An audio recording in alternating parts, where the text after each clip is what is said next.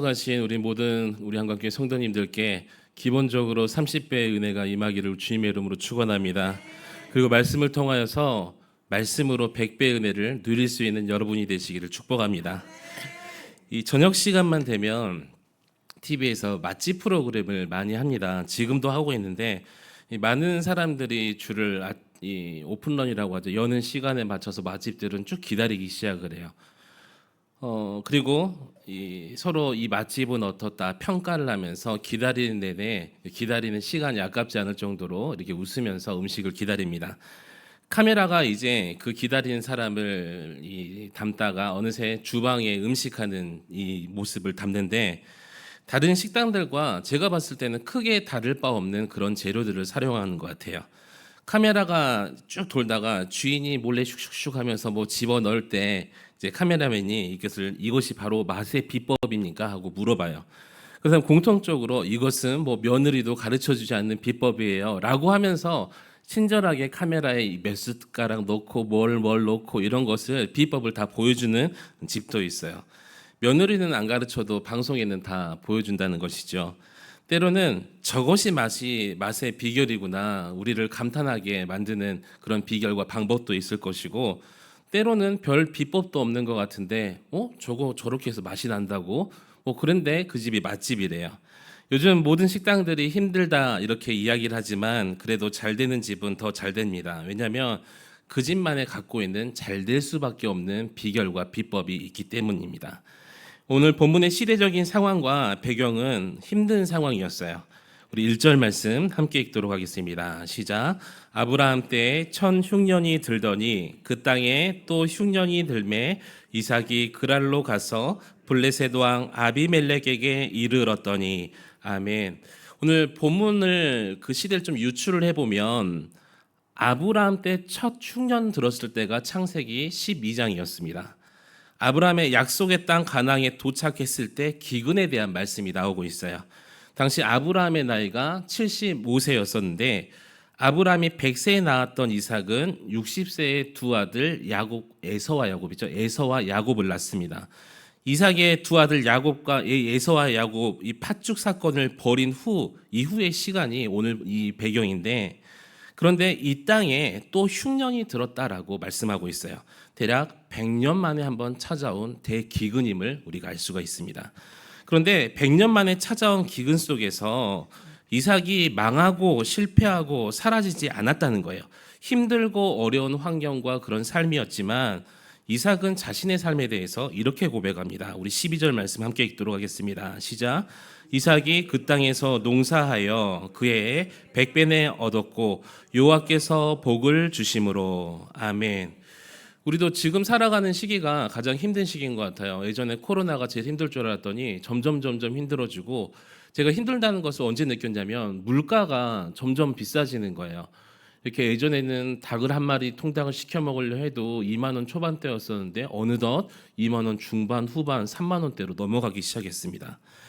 지난달에는 우리가 경험해보지 못했던 전염병이 왔었기 때문에 눈에 보이는 공포도 한몫했다면, 이제는 뭐 전쟁의 소식들, 이어지는 유가의 상승들, 또 환율의 왔다 갔다 함 이러면서 우리 경제가 전례 없이 흔들리는 그런 시기라고 합니다. 얼마 전에 권사님께서 어렸을 때 나는 한국 전쟁도 경험했었지만 평생 살면서 지금처럼 힘든 시기는 못 겪어봤다라고 하신 것을 들었습니다. 물론 이처럼 힘들고 어려워도 나름대로 잘 살아가고 있죠. 하나님의 은혜인 줄 믿습니다. 자, 자기만의 비법과 비결로 이겨내시는 분들이 있어요. 그런데 우리 성도는 자기만의 비법과 비결로 이 시기를 이겨내는 존재가 아니라는 것입니다. 여러분이 이 시대를 살아가고 또 이겨내고 승리하는 비법은 과연 무엇입니까? 세상의 방법이라는 것은 잘 이겨내는 것 같다가도 한순간에 무너지고 한순간에 실패를 합니다. 그래서 우리는 내 방법이 아니라 따라합시다. 올바른 방법. 네, 올바른 방법으로 이 시기를 살아가야 돼요.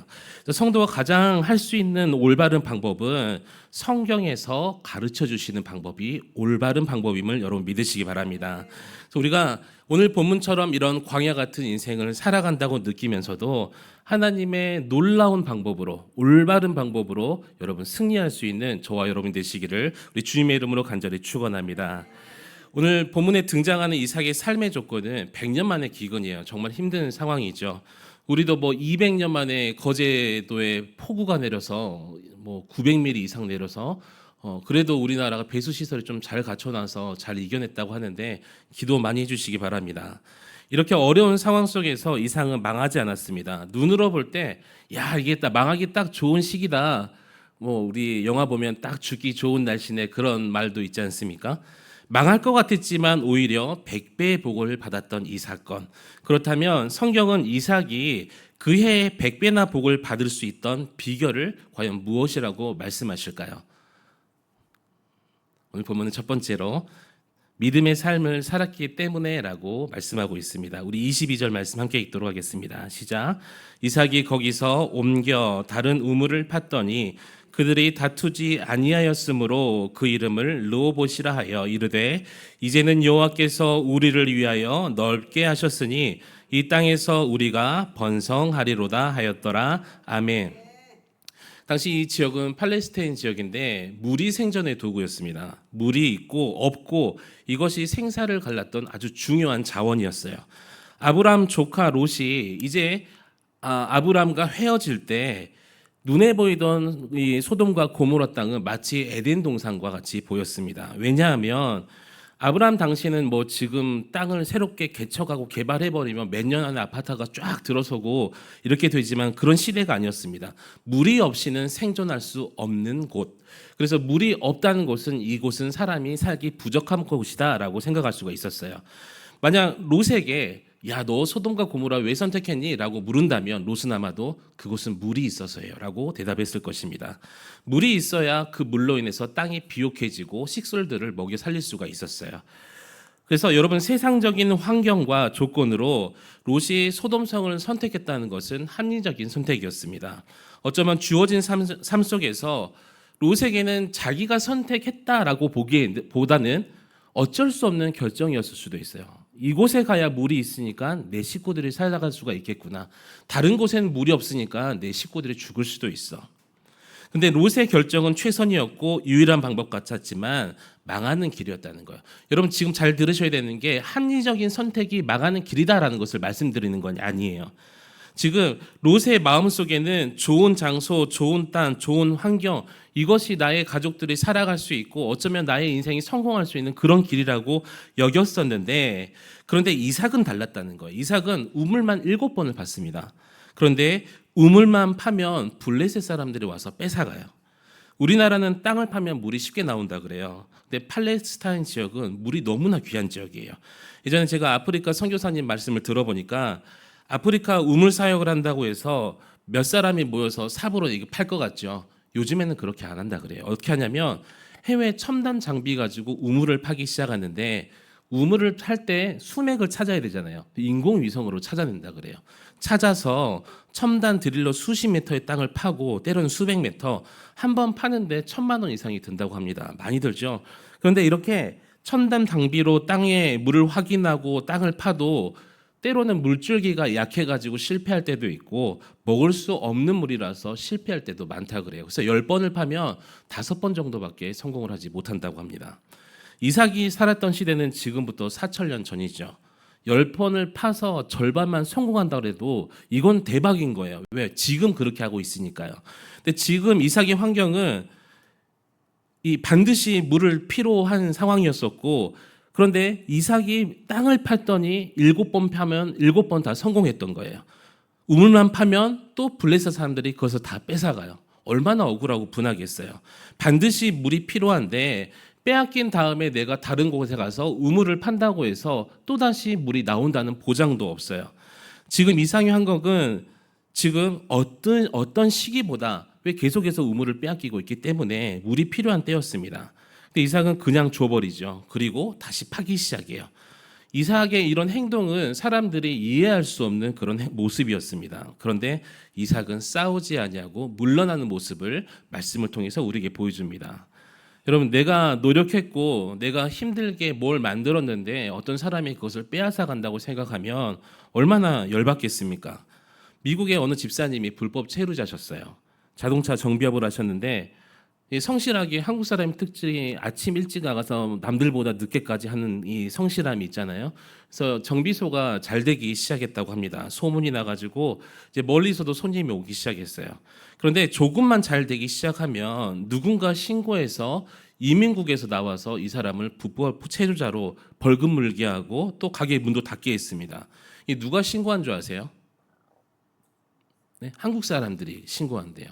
주변에 같이 뭐 이렇게 동종업계 일한 한국 사람들이 신고를 해가지고 벌금 물고, 그래서 다시 한국 사람들이 없는 곳에서 가게를 차려가지고 또 이 장사가 어느 정도 자리에 올라오면 한국 사람이 또 와가지고 잘 된다는 소리 듣고 뭐 참외가 잘 되면 또 그의 참외만 몽땅 심어가지고 함께 망하는 것처럼, 그래서 정비소를 하다가 또 이 집이 잘 되니까 또 신고해가지고 벌금 물고 도망 다니고, 20년 넘게 도망다녔던 집사님의 하소연을 직접 들은 적이 있습니다.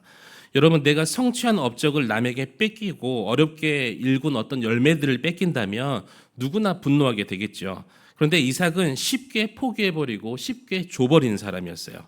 이삭이 공격하면 분쟁하지 않고 피했던 이유가 뭐냐면 우물을 파기 위해서 그 분쟁을 피했던 것이 아니었습니다.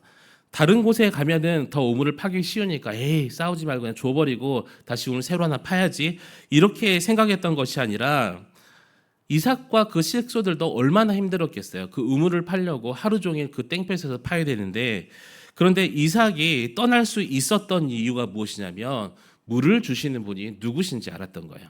물을 주시는 분이 누구셔요? 여호와 하나님이시고 물을 거두시는 분도 여호와 하나님이시라는 그 믿음이 있었기 때문에 이삭에게 지금 행복과 불행이라는 것은요, 블레셋 사람들에게 우물을 뺏기냐 뺏기지 않느냐가 아니라 내가 하나님과 지금 함께 있느냐, 물 주시는 분과 이 땅에서 모든 것을 다스리는 그 하나님과 함께 있느냐 없느냐가 이삭의 행복의 그 기준점이었다는 것입니다. 하나님께서 나와 함께 하시면 이삭의 생각에 나의 지경이 넓어질 것이고, 하나님께서 함께 하지 않으시면 아무리 내가 물이 많다고 하더라도 나는 망할 것이다 라는 것을 이삭은 알았던 거예요. 이삭은 지난날 아버지 아브라함과 삼촌 롯을 통해서 많은 것을 배웠습니다. 바로 세상에서 어떤 조건이나 환경적인 어떤 그런 요소보다 중요한 것은 하나님이라는 사실을 이삭은 깨달았던 거예요. 세상에서 내가 이것을 가져야 성공하고 이것을 얻어야 형통할 것 같지만, 또 심지어 이삭의 믿음이 얼마나 대단하냐면 물이 없이는 살 수 없는 곳임에도 불구하고 그 물을 빼앗겼음에도 불구하고 형통의 조건이 하나님이다라고 고백하는 거예요. 소돔과 고모라가 그냥 이 눈에 보이는, 우리 솔로몬이 전도서에서 헛되고 헛되니 모든 것이 헛되다고 고백하잖아요. 이 헛되다의 이 원문이 무슨 뜻이냐면 안개 같다예요. 안개처럼 사라지는 것이다. 우물이 있어도 하나님 없이는 그것은 안개에 불과하다라는 것을 깨달았다는 것입니다.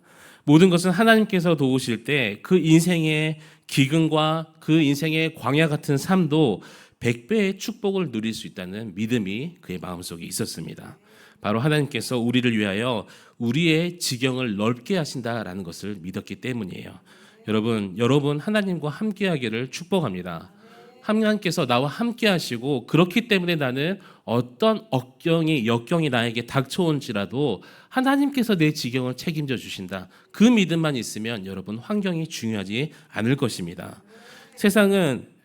우리는 세상의 것을 반드시 가져야 행복하다고 이야기를 하죠. 그런데 성경은 우리의 생각과 다른 이야기를 말씀하세요. 마가복음 6장에 보시면 세상에서 볼 때 인간이 행복하기 위한 모든 조건을 갖춘 그곳이 등장을 하는데 헤롯 궁전이었어요. 헤롯 궁전에서 잔치가 열립니다. 노래도 있고 춤도 있고 맛있는 음식들, 또 그 시대에 또 풍미했던 네노라는 권력과 집안들이 그 헤롯 궁전에 가득 찼어요. 세상에서 행복한 그 모든 조건들을 다 갖춘 것이 바로 이 헤롯 궁전이었습니다. 그러나 마지막에는 세례 요한의 목이 쟁반에 올려지면서 모든 사람이 두려움에 떠는 잔치로 끝나버리고 말았어요. 반면 광야에서는 잔치가 벌어졌죠. 광야는 아무것도 없고 행복할 조건이 아무것도 없는 곳이었어요. 그런데 그곳에 누가 계셨냐면 바로 예수 그리스도가 계셨더니 단지 물고기 두 마리와 보리떡 5개만 있었을 뿐이었었는데 주님께서 이 오병이어를 가지고 빈들에서 풍성한 잔치를 만들어내십니다. 여러분, 음식물은 다른 거예요. 헤롯 궁전에는 산의 진미가 펼쳐져 있고 광야에는 물고기 2마리, 보리떡 5밖에 없는데 5천 명이 먹고 남음이 있었습니다. 그리고 그 사람들은 기뻐했고 그 사람들이 예수 그리스도를 따라가기 시작했던 거예요. 여러분, 우리의 인생의 행복은 얼마나 많이 갖고 있느냐가 문제가 아니라 인생의 진정한 풍요로움이라는 것은 내가 풍요로움을 살 때 얻는 것이 아니라 오히려 광야 같은 인생이라도 주님과 함께하고 그 주님을 신뢰하고 그 주님과 교제할 때 진정한 행복이 우리에게 일어날 줄 믿습니다. 여러분, 우리가 예수 그리스도를 믿으면서도 꼭 이루어져야 행복하다라고 여기는 것들이 있죠. 내가 저 자리에 앉으면 정말 행복할 것 같아. 제가 어느 자리에 앉으면 여러분 행복할 것 같습니까? 그죠? 나중에 잘 돼가지고 그 자리에 앉으면 저는 행복할 것 같아요. 여러분도 여러분이 원하는 그런 자리들 있잖아요. 그 자리에 앉으면 여러분 행복하실 것 같으십니까? 그 자리에 올라가 보신 분들도 계시잖아요. 그 자리에 앉으시니까 행복하십니까? 그것은 세상적인 생각일 뿐입니다. 진정한 축복이라는 것은 하나님께서 내 안에 계시고 하나님의 가치관이 내 안에 가득할 때 이루어집니다. 여러분이 만약 불행하고 지금 만약에 억울하시고 마음에 힘듦이 있으시다면 진짜 내 마음이 하나님과 나는 함께하고 있는가 곰곰이 한번 생각해 보시기 바랍니다. 아니, 내가 예배는 드리는데 겉모습으로만 하나님을 찾고 있는가? 아니면 예배 후에도 그 말씀을 붙들고 나에게 능력 주신 하나님을 신뢰하면서 그 하나님을 붙들고 계시는지, 어떤 상황이든지 어디에 있든지 중요한 것이 아니라 하나님께서 나와 함께 하시고 나를 책임지신다라는 믿음을 가질 때 우리에게 축복이 된 줄 믿습니다. 구속사적으로 이삭의 우물이라는 것은 하나님께서 생명을 공급하시는 은혜를 보여줍니다. 그리고 그 은혜는 신약에서 생수 대신 예수 그리스도로 인해서 완전히 성취가 되지요. 여러분, 우리의 일상은 광야 같을지라도 여전히 힘들지라도 생명의 우물을 베푸시는 그 하나님을 믿고 참된 축복을 누리시는 저와 여러분 되시기를 우리 주님의 이름으로 간절히 축원합니다. 오늘 두 번째로 이삭은 예배의 삶을 살았기 때문에 100배의 축복을 받았습니다. 기근과 흉년 속에서 이 100배의 축복, 30배라도 받았으면 좋겠죠. 근데 100배의 축복을 받을 수가 있대요. 그것이 바로 예배라는 것입니다. 우리 25절 말씀 함께 읽도록 하겠습니다. 시작. 이삭이 그곳에 제단을 쌓고 여호와의 이름을 부르며 거기 장막을 쳤더니 이삭의 종들이 거기서도 우물을 받더라. 아멘. 여러분, 여기서 예배가 중요한 이유가 무엇일까요? 제가 새벽에도 말씀을 드렸어요. 한번 말씀드렸는데 저희 아들이 16일 날 지금 방학 동안에 또 1학기 동안에 방과 후 또 특별활동을 통해서 농구를 열심히 했어요. 16일 날 대회가 있는데 그 대회가 얼마나 나고 싶었는지 저한테 물어보는 거예요. 아빠, 이 대회 나가도 되겠어요? 저는 안 된다라고 했죠. 주일이기 때문에요. 그래서 아이가 머리를 쓴 거예요. 아빠, 그러면 9시 예배, 어른 예배를 드리고 내가 초등부 예배를 빠지고 농구 대회에 참석을 하겠다. 대회가 10시다. 그래서 제가 당연히 허락할 줄 알았나 봐요. 저는 안 된다라고 했어요. 왜요? 라고 물어보는 거예요. 왜겠어요? 아침 난 자기는 예배 드렸는데 예배 드렸으면 주일 성수한 거 아니냐. 나는 성경에 위배되지 않는다. 그런 논리로 저한테 가지고 온 거예요. 그럼에도 불구하고 제가 예배라는 것을 그 주일날 이 농구를 가지 못하게 한 이유가 뭐냐면 새벽에도 말씀드렸지만 우선순위가 하나님께 있고 두 번째는 무엇이냐면 예배의 소중함을 알아야 되기 때문에 또 예배의 소중함을 그 농구 하나라 가지고 잃어버린다면 앞으로 이 아이가 이런 상황이 생겼을 때마다 주일을 소홀하게 생각할 수 있겠구나. 또 주일이라는 개념보다는 예배의 자리를 소홀하게 생각할 수 있겠구나라는 생각을 해서 허락해 주지 않았습니다. 입을 삐죽삐죽 거리더라고요. 그래서 오늘 아침에도 수요일 날 오늘 농구하러 가는 날인데 아빠 농구하러 갔다 올게 하고 그냥 좀 탐탁지 않은 표정이 있었어요. 그런데 진짜 예수를 믿는 사람인지 아닌지 이 행동의 차이는 무엇이냐면 예배입니다. 예배라는 것은 주일날에 온전히 하나님께 드리는 것도 예배이지만 정말 내가 하나님 앞에서 얼마나 거룩한 예배자로 살아가는지도 예배라는 거예요. 내가 하나님 앞에서 행동하는 것이 주일날 교회에서만 행동하는 것이 아니라 내가 살아가는 그 순간마다 하나님 앞에서입니다라고 행동하는 것이 바로 예배입니다.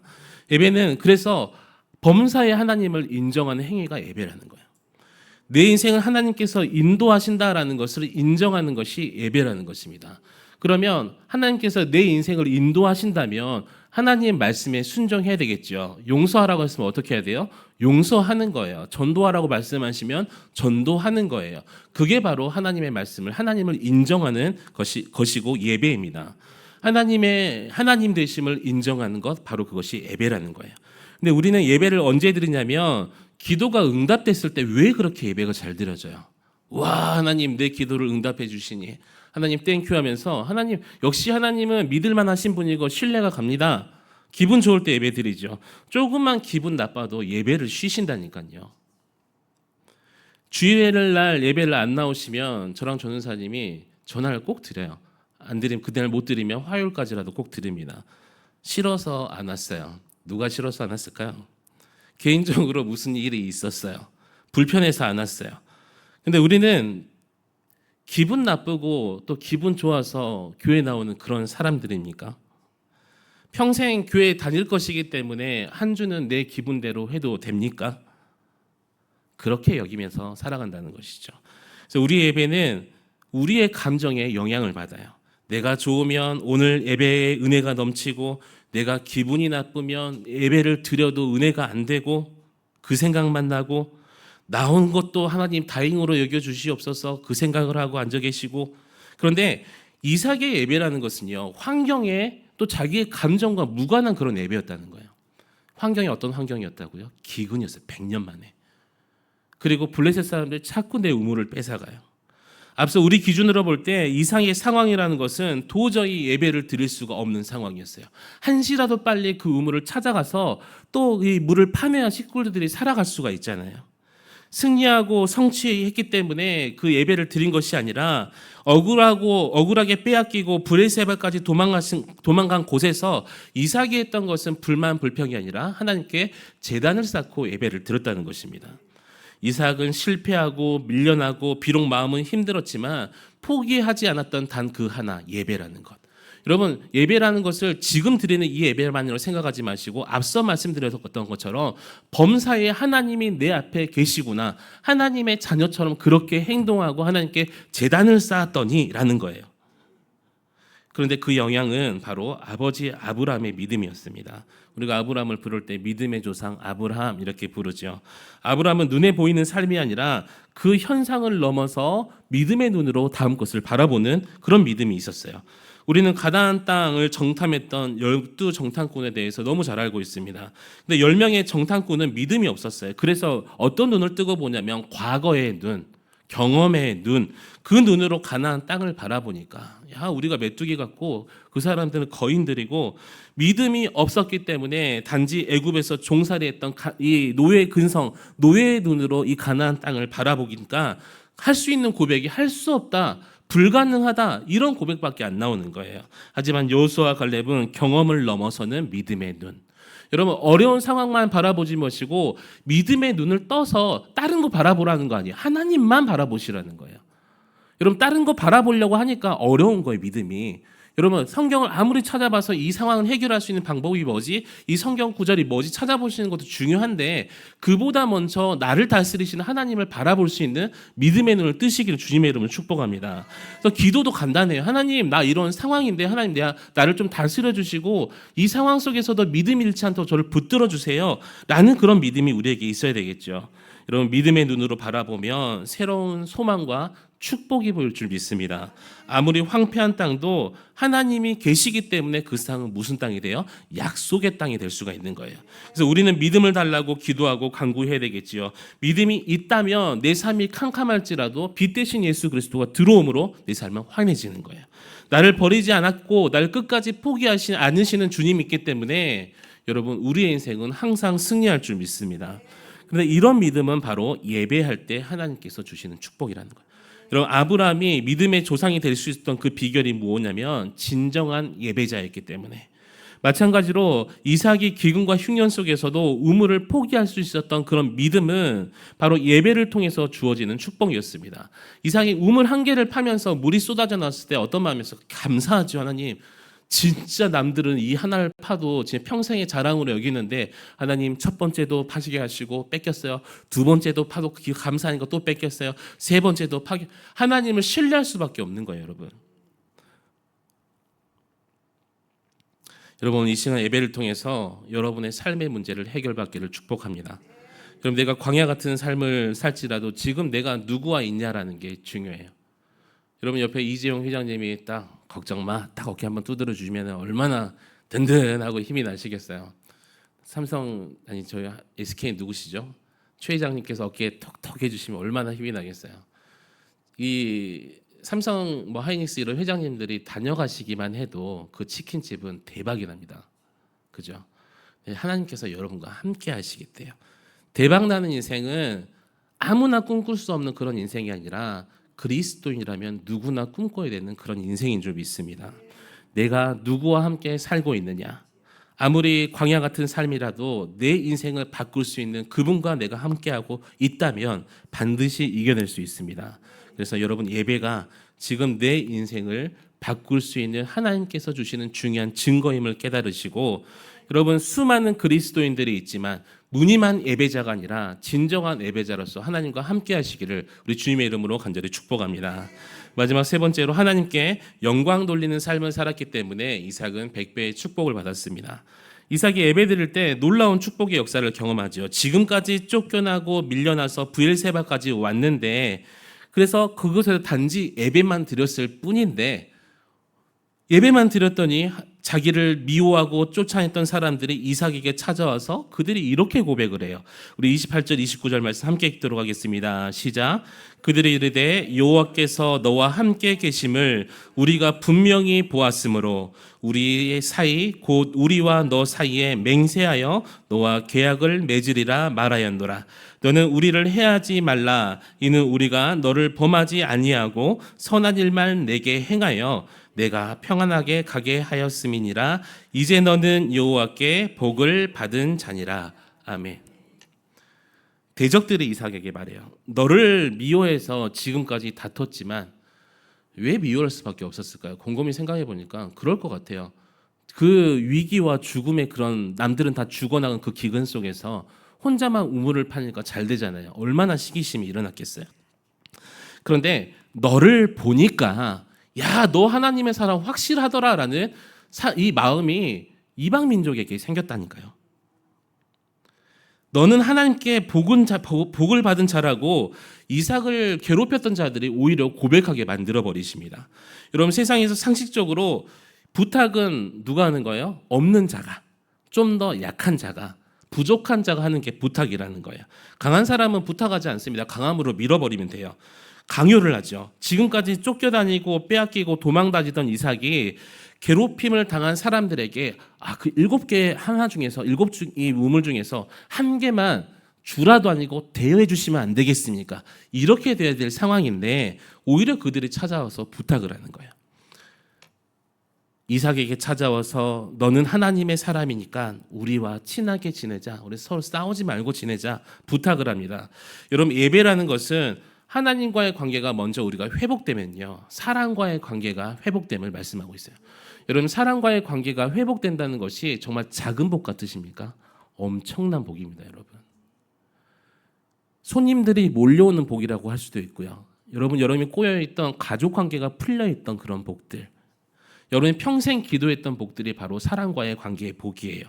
그것이 바로 예배의 축복이 삶으로 흘러나가는 것인데 그래서 우리는 하나님과의 관계가 우선이겠지요. 그런데 우리는 반대로예요. 그래서 나중에 좋아지면 그렇게 살겠습니다라고 이야기를 해요.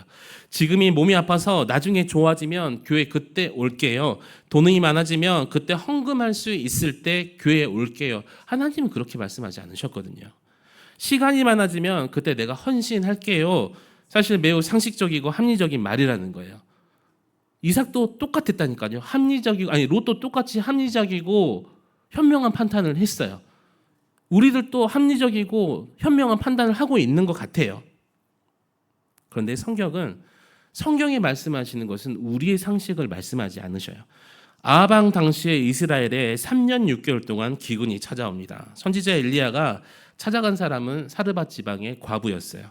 마침 마지막 떡을 먹고 죽으려고 하고 있는 그 과부에게 찾아가서 그 떡을 달라라고 이야기를 해요. 선지자에게.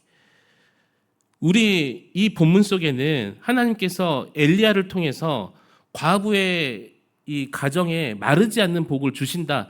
우리는 이 성경 말씀을 통해서 잘 알고 있기 때문에 쉽게 읽고 넘어가는데, 만약 여러분에게 지금 시한부로 너 몇 달 내가 통보할게 의사가 그래 통보한 거예요. 3달밖에 못 살아. 4달, 5달, 1년.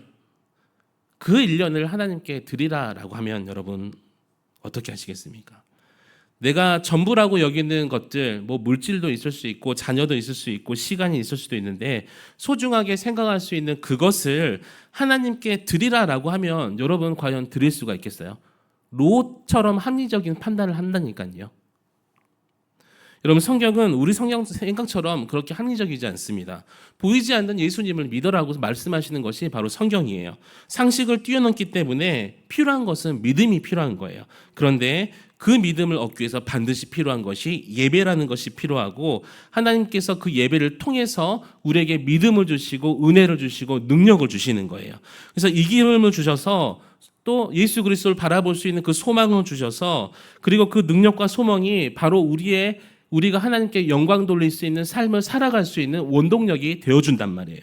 여러분 예배 속에서 하나님께서 주신 크고 작은 믿음이 하나님께 영광 돌릴 수 있는 순종으로 삶으로 연결될 수 있기를 축복합니다.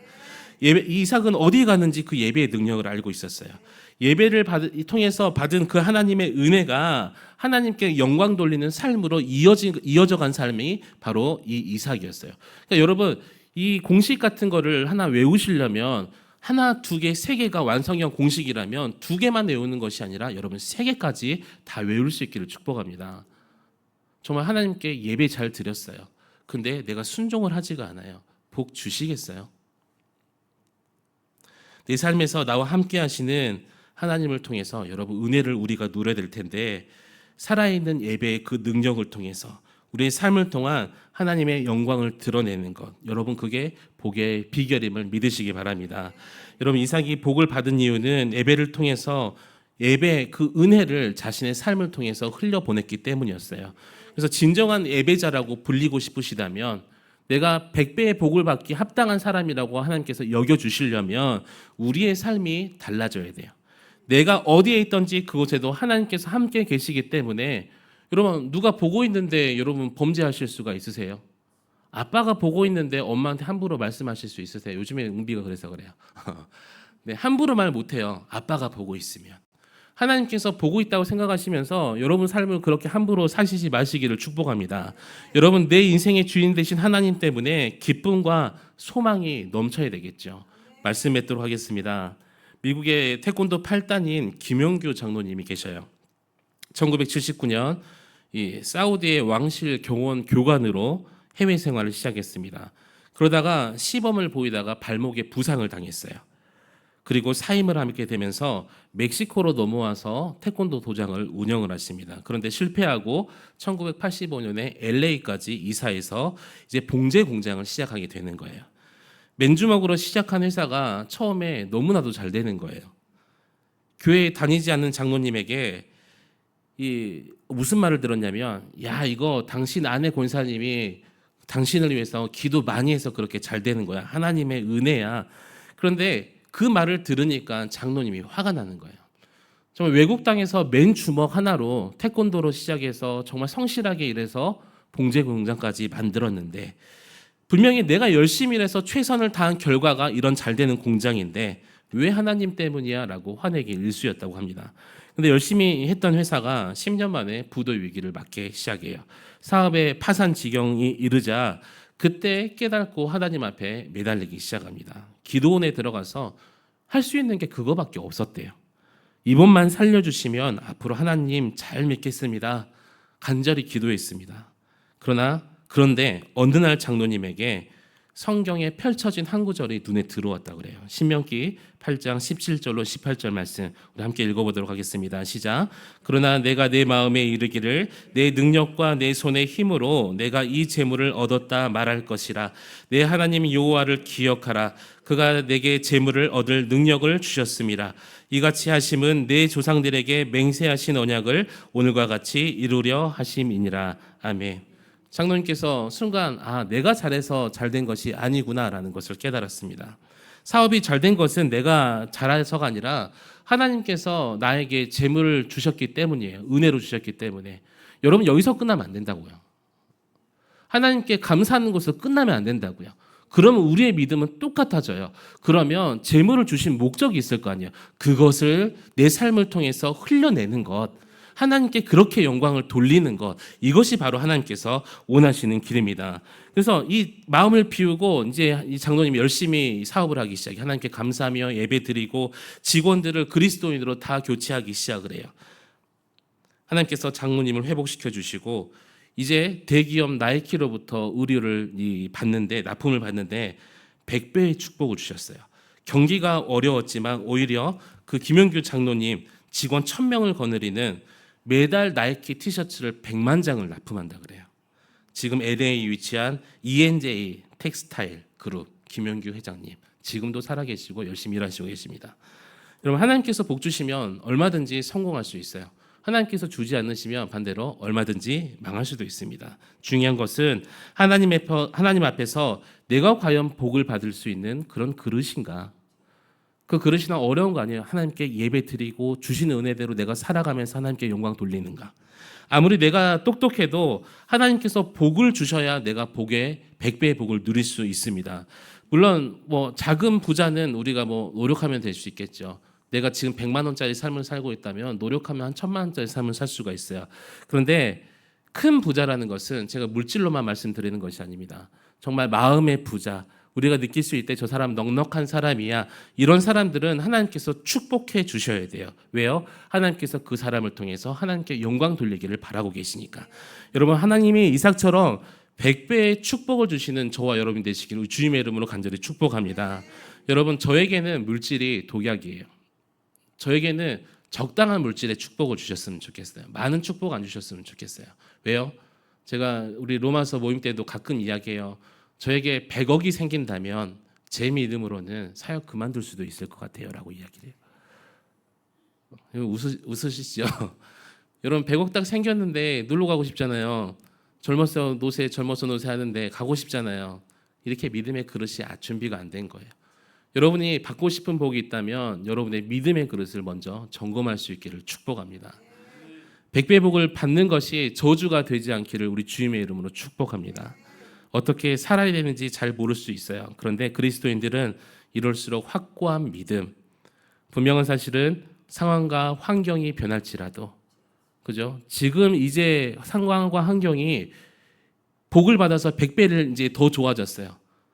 안 좋은 상황이도 마찬가지고 복을 받아서 누리는 상황이도 마찬가지고 여러분의 믿음이 변함없기를 축복합니다. 여러분 힘들수록 이 믿음의 원칙을 지키시고 여러분 좋을수록 믿음의 원칙을 더욱더 붙잡으셔서 그럼 하나님께서 복 안 주시고 못 견디시는 거죠.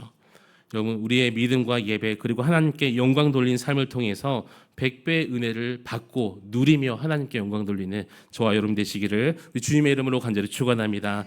우리 함께 기도하실 때 환경보다 하나님을 바라보는 믿음을 허락하여 주시옵소서. 어떤 상황 속에서도 절대 예배의 가치만은 내가 포기하지 않게 주님께서 우리를 붙들어 주시고 주일 하루만 예배 드리는 것이 아니라 우리의 삶의 모든 구석구석에서 좀 하나님이 나라와 함께 계시구나 보고 계시구나 예배자의 삶을 지켜나갈 수 있는 우리가 되게 해달라고 그리고 우리 삶을 통해서 하나님 영광 받아 주시옵소서. 우리 주님의 이름을 한번 부르짖고 간절히 기도하시겠습니다.